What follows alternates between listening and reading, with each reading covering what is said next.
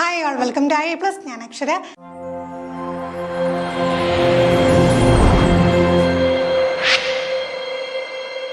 നമുക്ക് psychology questions ഇതിപ്പോൾ common ആയിട്ടുള്ള എലിജിബിലിറ്റി ടെസ്റ്റുകൾക്കൊക്കെ കോമൺ ആയിട്ടുള്ള ടോപ്പിക്സ് ആണ്. ആ ടോപ്പിക്സിൽ നിന്ന് ഏറ്റവും റീസെൻ്റ് ആയിട്ടുള്ള ക്വസ്റ്റ്യൻസ് ആണ് നമ്മൾ ഡിസ്കസ് ചെയ്തുകൊണ്ടിരിക്കുന്നത്. അപ്പോൾ റീസെൻറ്റ് ക്വസ്റ്റ്യൻസ് എന്ന് പറയുമ്പോഴത്തേക്ക് തീർച്ചയായിട്ടും നമുക്കൊരു പാറ്റേൺ കൃത്യമായിട്ട് മനസ്സിലാക്കാനും ഏത് രീതിയിൽ പഠിച്ചാലാണ് ഉത്തരം കിട്ടുക എന്നുള്ളത് മനസ്സിലാക്കാനും ഹെൽപ്പ് ചെയ്യും. അപ്പോൾ നമുക്ക് ആദ്യ ചോദ്യത്തിലേക്ക് കടക്കാം. Children learn better if they experience. കുട്ടികൾക്ക് ഏറ്റവും ബെറ്റർ ആയിട്ട് പഠിക്കാൻ പറ്റുന്നത് അവർ എന്ത് എക്സ്പീരിയൻസ് ചെയ്യുമ്പോഴാണ് എന്നാണ് ചോദ്യം. Low level of alertness during activity, moderate level of excitement to learn, high degree of anxiety to perform, learned helplessness.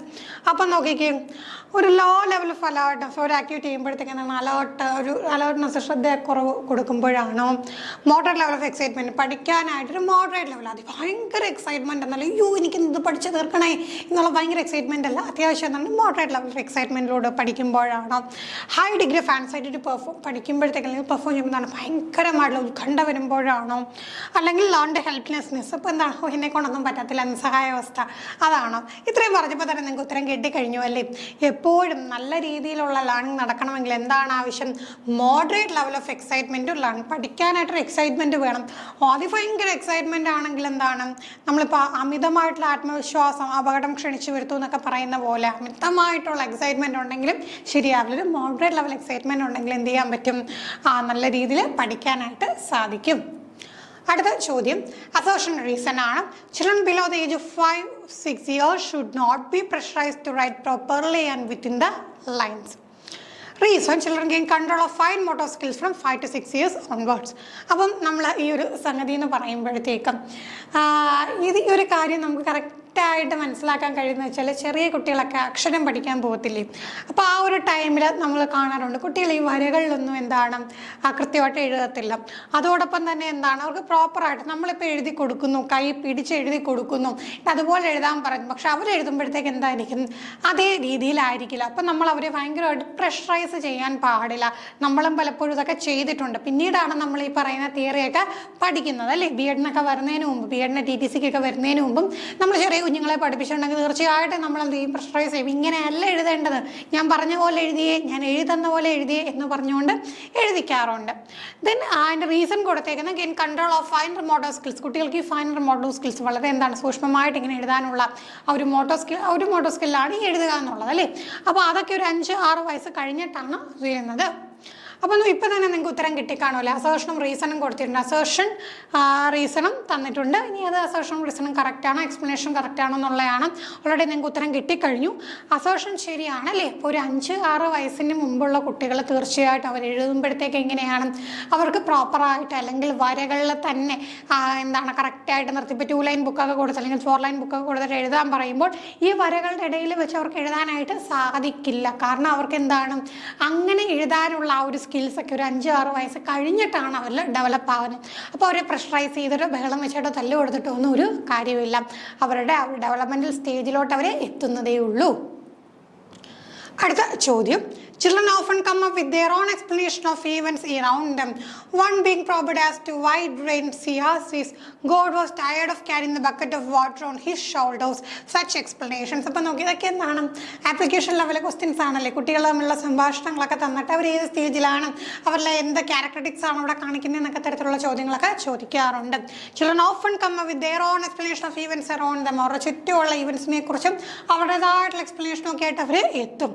അതിലൊരെണ്ണമാണ് എന്താണ് മഴ പെയ്യുന്നതെന്ന് ചോദിച്ചപ്പോൾ സിയ പറഞ്ഞാണ് ബക്കറ്റ് ഓഫ് വാട്ടർ ഷോൾഡേഴ്സിൽ കൊണ്ടു നടന്ന ദൈവത്തിന് കൈ കൊണ്ട് നടന്ന ദൈവം ക്ഷീണിച്ചു പോയി, അതുകൊണ്ടാണ് അത് മഴയായിട്ട് താഴോട്ട് വീണെന്നാണ് പറഞ്ഞത്. അപ്പോൾ അത്തരം എക്സ്പ്ലനേഷൻ എന്തിനെയാണ്, ആ കുട്ടിയുടെ ഏതൊരു ക്യാരക്ടറിസ്റ്റിക്സിനെയാണ് അവിടെ സൂചിപ്പിക്കുന്നത്. Depict that children have an egocentric view and cannot consider others' viewpoints. Illustrate that children are not capable of any reasoning. Prove that children's thinking is much lesser than adults quantitatively. Indicate that children have naive understanding rooted in their cultural context they try to understand event. അപ്പം നമുക്ക് പെട്ടെന്ന് നോക്കുമ്പോൾ എന്താണ് ഉത്തരവ് ഇതിൽ ഏത് വരും എന്നുള്ളൊരു കൺഫ്യൂഷൻ ഒന്ന് ഇരുത്തി നോക്കിക്കും. ഒന്നാമത്തെ കുട്ടി ഈഗോ സെൻട്രിക് ആണ്, മറ്റുള്ളവരെ വ്യൂ പോയിന്റിലൂടെ കാണാൻ പറ്റില്ല, അത് ശരിയാണ്. പക്ഷേ ഈ ഒരു സിറ്റുവേഷനിൽ അതങ്ങനെ ആപ്റ്റ് ആവണമെന്നില്ല. ഒരു ഈഗോ സെൻട്രിക് എന്ന് പറയുമ്പോഴത്തേക്ക് കുട്ടിക്ക് കുട്ടിയുടെ പോയിന്റ് ഓഫ് വ്യൂവിൽ മാത്രമേ കാര്യങ്ങൾ നോക്കിക്കാണാൻ പറ്റൂ. കുട്ടിക്ക് മിഠായിയാണ് ആവശ്യം, അപ്പോൾ എല്ലാവർക്കും മിഠായിയാണ് ആവശ്യം. മിഠായി കിട്ടിയില്ലെങ്കിൽ കുട്ടി കരയും, അപ്പോൾ എല്ലാവരും കരയും. എല്ലാം കുട്ടിയുടേതാണ്, കൈ വീട്ടിലുള്ള കളിപ്പാട്ടങ്ങളെല്ലാം എൻ്റേതാണ്, മോൻ്റേതാണ്, മോളുടേതാണെന്നൊക്കെ കുഞ്ഞുങ്ങൾ പറയാറില്ലേ. ആ ഒരു സംഗതിയാണ്. അതിവിടെ എന്തായാലും ആപ്റ്റ് ആവില്ല. പിന്നെ കുട്ടികൾക്ക് റീസണിങ്ങിനുള്ള ഒരു കഴിവില്ലെന്നൊന്നും പറഞ്ഞിട്ട് കാര്യമില്ല. കുട്ടികൾ നല്ല കീനായിട്ട് കാര്യങ്ങൾ ഒബ്സർവ് ചെയ്യുന്നുണ്ട്. ചില കാര്യങ്ങളൊക്കെ എന്താണ് അവർക്ക് റീസൺ ചെയ്യാനും സാധിക്കും. Then children's thinking is much lesser than adults quantitatively. കുട്ടികളുടെ ചിന്ത എന്ന് പറയുന്നത് അഡൽട്സിൻ്റെ ചിന്തയേക്കാളും അതിൻ്റെ ഒരു ക്വാണ്ടിറ്റി നോക്കിക്കഴിഞ്ഞാൽ കുറവാണ്. അതൊരു ഏകദേശം നമുക്ക് ശരിയെന്ന് തോന്നാമെങ്കിലും കറക്റ്റായിട്ട് വരുന്ന ആൻസർ എന്താണ്? Indicate that children have name understanding rooted in their cultural context with which they try to understand events. അപ്പോൾ എന്താണ് അവരുടെ കൾച്ചറൽ കോണ്ടെക്സ്റ്റുമായി ബന്ധപ്പെട്ടിട്ട് അവർക്ക് എന്താണ് വലിയ വ്യക്തമായിട്ടില്ലെങ്കിലും കുറേ എന്തെങ്കിലും ധാരണകളും അണ്ടർസ്റ്റാൻഡിങ്സും ഒക്കെ ഉണ്ട്. അതിനെ അവരെന്ത് ചെയ്യും? അതിനെ അവർ കണക്ട് ചെയ്തിട്ട് ഈവൻസിനെ മനസ്സിലാക്കാനായിട്ട് നോക്കും.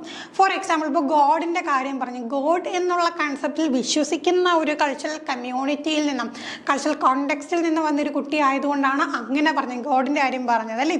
ഇപ്പം ഗോഡ് എന്ന് പറയുന്ന ഒരു സംഗതിയിൽ വിശ്വാസമില്ലാത്ത ഒരു കൾച്ചറൽ ബാക്ക്ഗ്രൗണ്ടിൽ നിന്നൊരു കോണ്ടെക്സ്റ്റിൽ വരുന്ന കുട്ടിയാണെങ്കിൽ ഒരിക്കലും അങ്ങനെ പറയില്ല. അപ്പോൾ എന്താണ് തീർച്ചയായിട്ടും അവരൊരു കൾച്ചറലായിട്ടുള്ള കോണ്ടെക്സ്റ്റിന് വളരെയധികം പ്രാധാന്യമുണ്ട്. അപ്പോൾ അത് ഉപയോഗിച്ചുകൊണ്ടാണ് അവർ ഈവൻസിനെ മനസ്സിലാക്കി എടുക്കുന്നത്.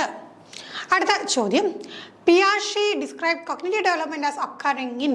വളരെ ഡയറക്റ്റ് ചോദ്യമാണല്ലോ ഇതിൽ നിന്ന്. പിയാഷെ ഇതൊക്കെ നമുക്ക് എത്ര കട്ടി ചോദ്യം വേണമെങ്കിലും ചോദിക്കാം.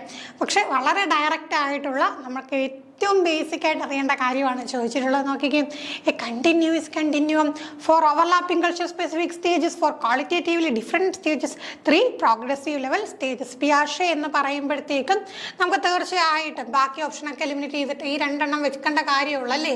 4 സ്റ്റേജാണ് പിയാഷയ്ക്ക് ഉള്ളത്, 3 പ്രോഗ്രസീവ് ലെവൽ അല്ല. പിന്നെ കണ്ടിന്യൂസ് കണ്ടിന്യൂം അല്ല, ഇങ്ങനെ കണ്ടിന്യൂ ചെയ്തു പോകുന്ന ഒരു സംഗതിയും അല്ല.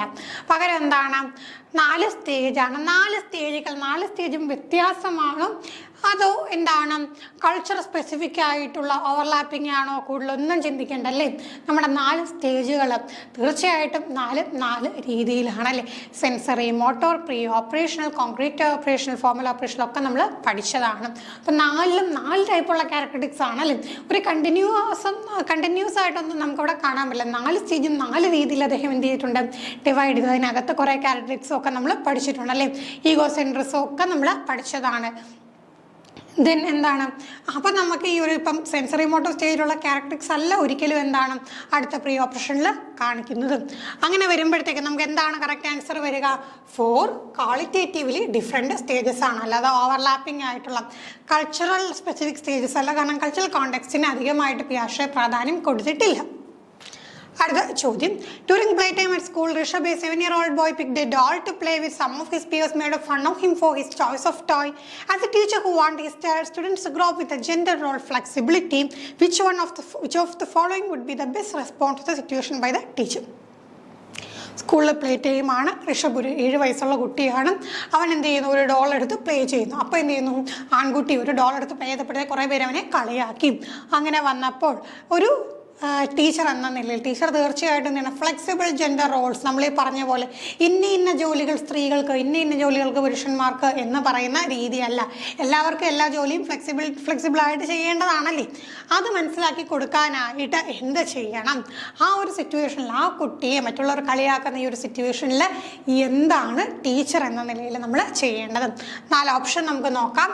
Talk to Rishabh that dolls are suitable for girls and boys should not play with dolls. Tell Rishabh that he should play with something else because his friends won't approve of him playing with a doll. Let Rishabh play with the doll and tell other children that they can also choose any toy of their choice. Quietly take away the doll and give a car toy to Rishabh without saying anything. Option നോക്കിക്കേ, ഋഷഭിനോട് പറഞ്ഞു കൊടുക്കുക ഈ പറയുന്ന doll എന്ന് പറയുന്നത് പെൺകുട്ടികൾക്ക് കളിക്കാനുള്ളതാണ്, അല്ലാതെ ആൺകുട്ടികൾ ഈ ഒരു ഡോള് വെച്ച് പാവക്കുട്ടിയായിട്ട് കളിക്കാൻ പാടില്ല. അടുത്ത എന്താണ്, മറ്റെന്തെങ്കിലും എടുത്ത് പ്ലേ ചെയ്തോളൂ. കാരണം എന്താണ്, നീ ഒരു ഡോള് വെച്ച് കളിക്കുന്നത് നിൻ്റെ ഫ്രണ്ട്സ് അപ്രൂവ് ചെയ്യില്ല. 3ാമത്തെ ഓപ്ഷൻ നോക്കാം. പിന്നെന്താണ് ആ കുട്ടിയോട് എന്താണ് ഒന്നും പറയാതെ കായ്റ്റയുടെ ഡോൾ എടുത്ത് മറ്റവൻ്റെ കയ്യിൽ എന്ത് ചെയ്യുക, ഒരു കാറ് വെച്ച് കൊടുക്കാം. 3 കാര്യം തെറ്റാണെന്ന് നമുക്ക് ജെൻഡറും റോൾസും ഒക്കെ പഠിച്ച് നമുക്ക് സ്റ്റീരിയോടൈപ്പും ഒക്കെ പഠിച്ച് നമുക്ക് വ്യക്തമായിട്ട് അറിയാമല്ലേ. അവിടെ നമ്മൾ എന്താണ് ടീച്ചർ എന്ന നിലയിൽ ചെയ്യേണ്ടത്? Let him play with the doll. ആ കുട്ടി എന്ത് ചെയ്യണം, ആ പാവക്കുട്ടിയായിട്ട് കളിച്ചോട്ടെ. അതോടൊപ്പം നമ്മൾ കുട്ടികൾക്ക് എന്ത് പറഞ്ഞു കൊടുക്കണം? That they can also choose any toy of their choice. അവരുടെ ചോയ്സ് അനുസരിച്ചുള്ള ഏത് ടോയ് വേണമെങ്കിലും ചൂസ് ചെയ്യാം. ജെൻഡർ ഫ്ലെക്സിബിലിറ്റി ആണ് ആവശ്യമെന്ന് നമുക്ക് ഈ ഒരു സ്റ്റേജിൽ മനസ്സിലാക്കാം. അപ്പോൾ ഇത്തരം ചോദ്യങ്ങൾ കണ്ടില്ല, ഇതിപ്പോൾ റിപ്പീറ്റ് ചെയ്ത് വരുന്നുണ്ട് പല കോണ്ടെക്സ്റ്റിൽ തന്നിട്ട്. അപ്പോൾ അത്രയധികം പ്രാധാന്യം ഈ ഒരു ടോപ്പിക്കിനുണ്ടെന്ന് മനസ്സിലാക്കി പഠിക്കാം. അപ്പോൾ ഇത്രയും ചോദ്യങ്ങളാണ് ഇന്നത്തെ സെക്ഷനിൽ നമുക്ക് ഡിസ്കസ് ചെയ്യാനായിട്ടുള്ളത്. മറ്റ് ചോദ്യങ്ങൾ നമുക്ക് അടുത്ത സെക്ഷനിലായിട്ട് ഡിസ്കസ് ചെയ്യാം. Thank you all.